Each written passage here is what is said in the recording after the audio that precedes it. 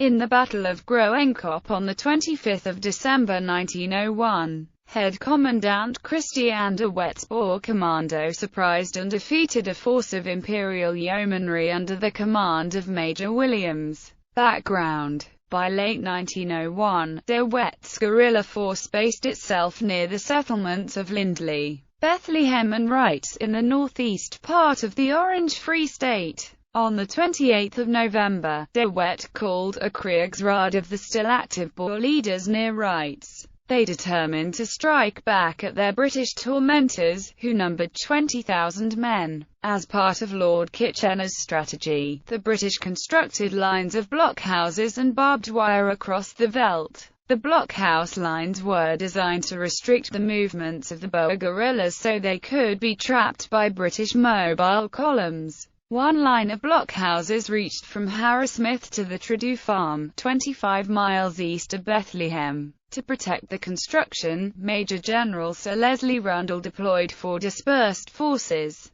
Rundle with 330 men and 1 gun guarded the wagon road. The end of the blockhouse line was held by 150 infantry, a 400-man regiment of the Imperial Light Horse lay 13 miles to the east at Eland's River Bridge. Major Williams with 550 men, mostly of the 11th Battalion, Imperial Yeomanry, a 15-pounder gun and a pom-pom held the 200-foot-high Groenkop battle. De Wet carefully scouted the Groenkop position for 3 days. He noted that the British posted their sentries atop the sheer west side of the Kop, instead of at the bottom where they could give timely warning of an attack. The Boer leader determined to scale the west side using the trace of a gully. At 2 a.m. on Christmas morning, de Wet's commando clambered up the steep slope in single file with their boots removed so as to minimize any noise. The surprise was nearly total. Challenged by a single sentry when they were over halfway to the top with a few scattered shots, the Boers,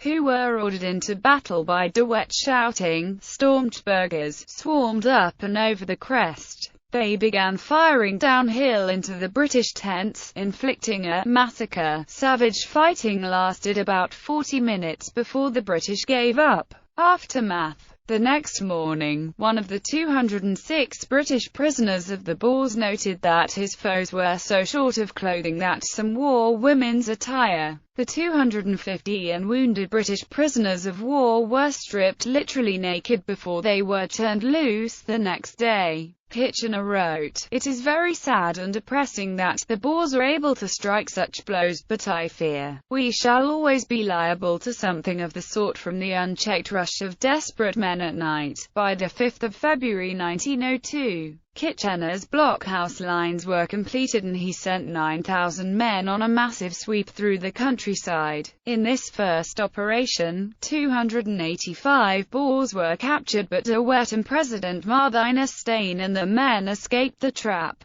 The second drive lasted from the 16th of February to 28. Again, de Wet got away, but this time he had to abandon most of his cattle. On the 27th of February, Colonel Henry Rawlinson's column encircled and captured a 650-man Boer commando at Langright, a few miles from Tweefontein. This brought the British back in the successful sweep to 778 surrendered Boers. The third drive by Major Elliott's division, from the 4th of March to the 11th of March, was a failure, with only about 100 Boers captured. Worse, de Wet escaped to join fighting General Koos de la Rey in the Western Transvaal. Bibliography: Evans, Martin Marix. The Boer War. South Africa 1899–1902. Oxford, Osprey, 1999. ISBN 1-85532-851-8.